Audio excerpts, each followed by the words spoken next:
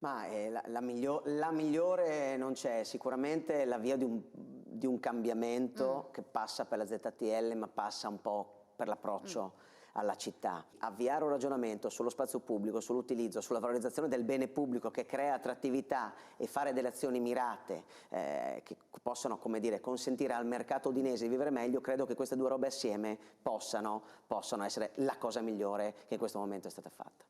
Secondo me che peggiore diciamo, è stato questo allargamento della ZTL. Non ci voleva e le soppressioni poi dei parcheggi, come dicevo prima, sono un altro fattore che vanno ad incidere negativamente sui residenti.